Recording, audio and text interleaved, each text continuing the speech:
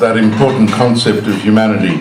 I'm also a disciple of Professor Raymond Gaita and the values of a common humanity. A very important philosopher, great Australian, a migrant who's contributed a lot to Australia, as so many migrants have. And I think there is a broad acceptance by the majority. The last statistic I looked at, Bryce, perhaps correct me, that 20% of Australians have experienced some kind of discrimination. Helen, was that a figure which resonates? I think it's more than that. Do you think it's more? That's according to some of the sites I've been looking at, which means we mustn't forget that there are a majority of people who are kind, who are accepting, who are respectful of our differences, and it's with them that we must continue to work and establish coalitions of those who believe that we share a common humanity. Now, on these questions, can I ask, first of all, everyone, could you put up your hand if you believe Islamophobia exists? Okay. Does anyone have a one-sentence definition of what Islamophobia is? Would anyone like to volunteer? Give us one sentence. What is Islamophobia? Don't be shy. Yes, please. Don't be shy. Yeah. Hang on, we're waiting for a microphone. Here we are. I think I might be wrong. But according to me, Islamophobia is just the very mention of the word Islam, and some other people feel, oh, you are the bad guy. Yeah, and for no reason, and then everybody starts. Go back where you came from. Thank you. So the question is it for no reason? Is it the influence of media? What is it that has formed people's opinion? I mean, there are a number of answers to this. There isn't a single answer. There is, in general, this fear is as ancient as humans. Fear of the other, fear of the stranger, which is why all of the theological texts, all of the ancient wisdoms, all of the Abrahamic faiths try to encourage the love of stranger. In fact, love of stranger is mentioned many more times than love of neighbour, because love of stranger is more difficult. So, another idea. Microphone over here, please. One sentence definition of Islamophobia. Do Muslims also love strangers, especially if they're Western? Do they love our values, our good values that we share with them? Well, that's an interesting question. Would someone like to answer that, perhaps on the panel? So, let the panel speak. Or, yeah, and I'll come back. Well, I mean, very loud. Obviously, there will be some people in any segment of the population that, disagree with certain practices and different belief systems, but every single Muslim I've met since coming to Australia 2 years ago loves the footy, they love coffee, they love steaks, they love sausages. But I'm not interested in food and the coffee. Okay. I'm talking about much more fundamental values. Mm-hmm. So I'll give you an example. You mentioned the hiker, and you said you did not want to go into the religious side of it, but yet the religious side of it is really being crucial to this debate. I totally agree that Muslim women should be allowed to wear the hijab, and they should be respected for that. No question. However, placing the hijab, when you started your speech, and placing the hijab as the number one item, the first item on your agenda, I think is sort of part of a debate about what it means to be Muslim in a Western society. All right. So, I think let's stick to the question first. And then this can be taken later if... No, it's okay. Yeah. I think, when we're talking about fundamental religious values, pluralism is a fundamental religious value of Islam. And anyone who rejects pluralism and accepting other people of differing opinions who pose no physical threat to them or their family or their lifestyle, if someone disagrees with that, then I would argue that they're rejecting Islamic theology.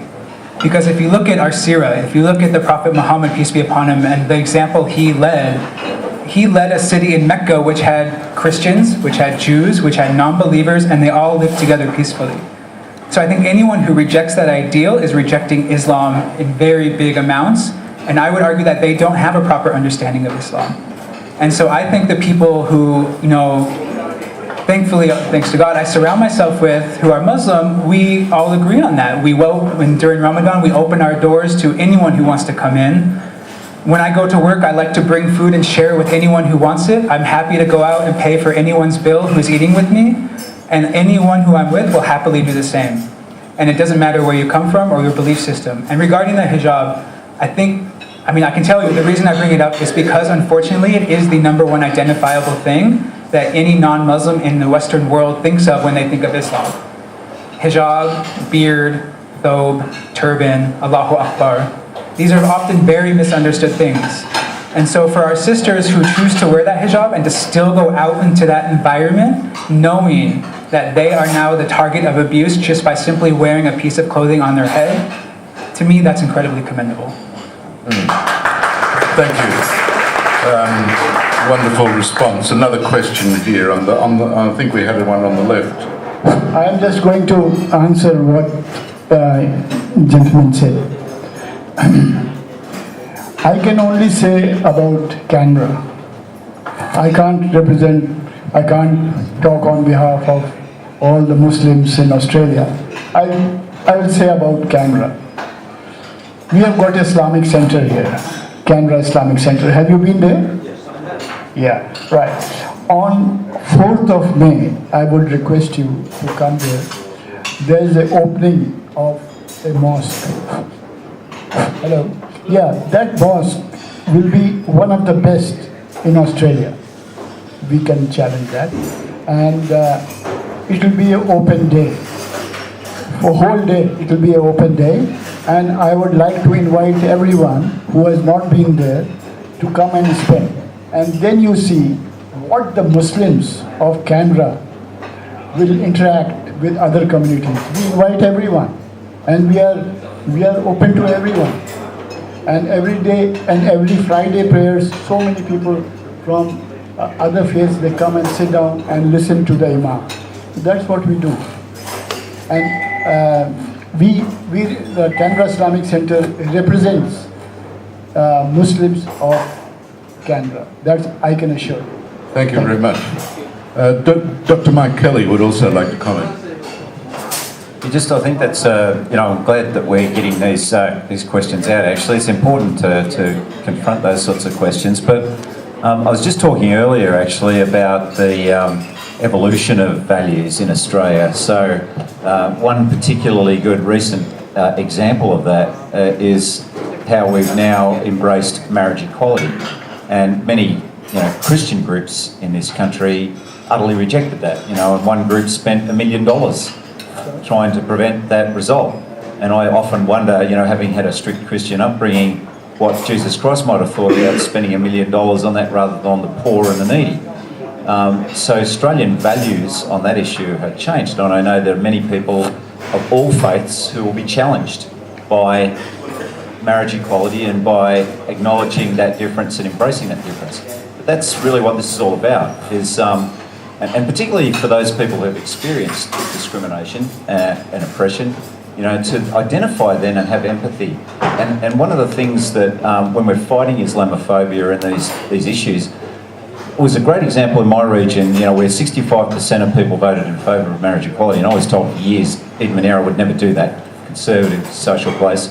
But there was a gay couple running a post office in Cobargo who ran up a rainbow flag during the debate, and the Australia Post made them take it down. But after the debate was finished, some people came and scrawled this really vile graffiti on their post office.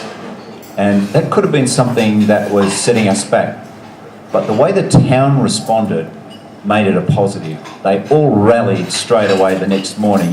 The whole community got out there and washed that stuff off the building, and so they sent a powerful message that you're in the minority, your views, your values are out of sync with the way we're going.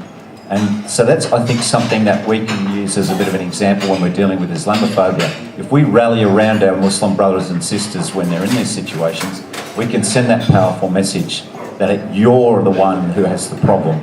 You're the one who's in the minority.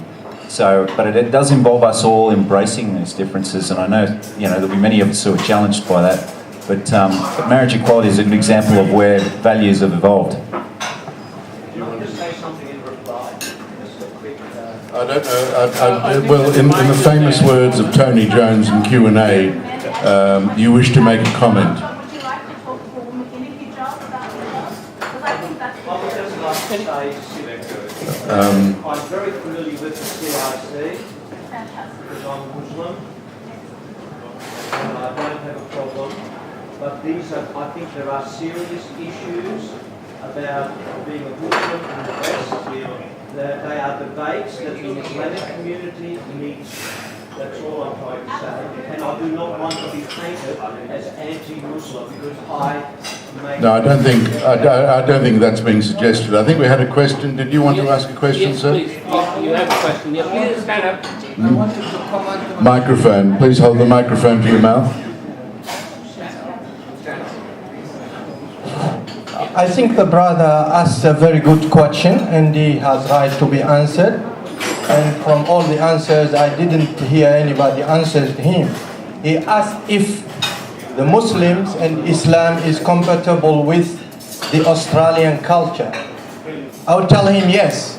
If he means the Australian culture that it is compassion, help, and being a good person, being fair, yes, of course. Deeply, Islam is the same. If the culture he's talking about is drinking alcohol or doing bad things, Muslims or Islam doesn't compromise because our religion is a divine revelation from Allah Tabaraka wa Ta'ala, and it is written in a book that it is very clear and we can't compromise any of it, anything against our religion, we can't compromise it. But guess what? Everything in our religion is for human being, is very good for human being. Because we can see if Islam said that don't drink alcohol or don't gamble, we can see that these are the main issues in the world now. These are the main issues in the world now for lots of people.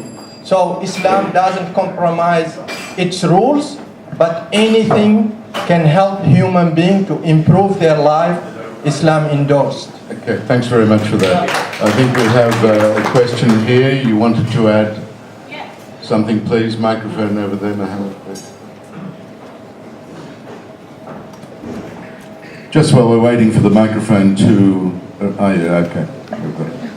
Okay, so the question about hijab is one that I get all the time, which is why I had such a visceral reaction to hearing a bunch of men talk about why the hijab is important. In my life, I'm an Australian who was born in Liverpool. I'm a university graduate. I'm a public servant. I'm a person who loves knitting. I love Married at First Sight. I love Neighbours. I love going for walks. I love being around my friends. Yet when I walk outside, the moment anyone sees me, I am a woman in a hijab, which is why it's so important for me to feel like I can be comfortable in wearing it. But the community is so resistant to it. It constantly comes up in public debate. It constantly comes up in public discussion. And I'm constantly being told that the only way I will be freed is if I take my clothes off. And that is degrading, it's dehumanizing, and I'm sick of it. That is not what I meant.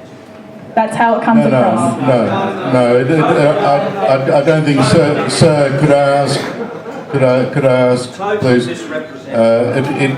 I don't think you should take offence, because I certainly didn't understand it as such.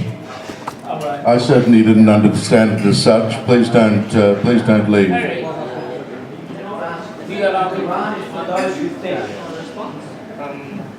Hi there, Assalamu alaikum to everyone that's here today.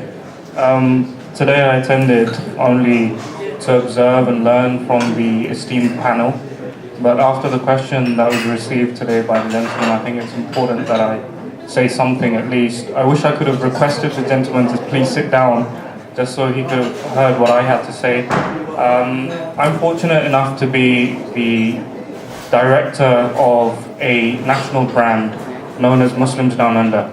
It's one of the only national brands across Australia.